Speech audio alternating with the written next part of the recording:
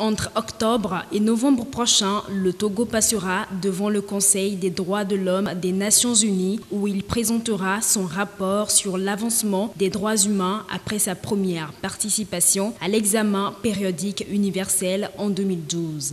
Les organisations non gouvernementales qui luttent pour la promotion et la protection des droits humains au Togo ont travaillé pendant 5 jours la semaine dernière sur l'élaboration de ce rapport. Il faut répondre à certaines conditions formelles, notamment qui sont fixées par les Nations Unies pour la prise de position des ONG, dans un sens qui soit à la fois pratique, qui soit à la fois concret, qui soit à la fois mesurable, des recommandations qui partent pas comme ça dans toutes les directions et dont on sait qu'elles ne pourront pas être d'une part soit acceptées par le gouvernement, soit mises en œuvre par la suite. Donc il faut avoir un texte qui tienne la route et qui soit solide. Le but ultime étant bien sûr une amélioration de la situation des droits humains au Togo.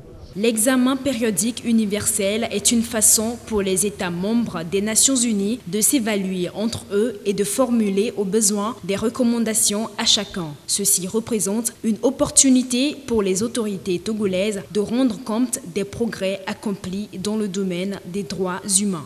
Il n'y a pas de sanctions possibles. En plus, ce sont des recommandations qui sont formulées à l'attention des gouvernements.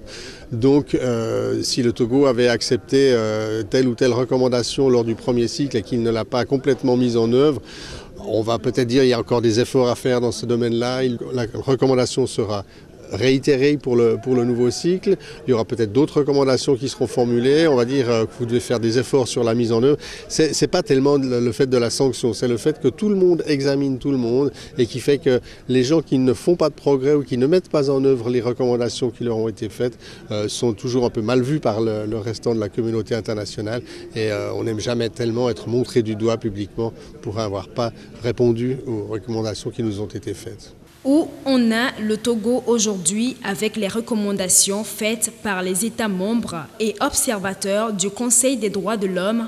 Que reste-t-il à faire pour améliorer le vivre ensemble et le mieux vivre? Voilà autant de questions qui ont été objet de débat durant cette rencontre. Mais notons que l'adoption récente du nouveau code pénal avec la prise en compte des conventions internationales signées ainsi que la ratification du 2e protocole du Pacte international sur les droits civils et politiques et du traité sur le commerce des armes sont quelques reflets du progrès en matière de défense des droits de l'homme au Togo.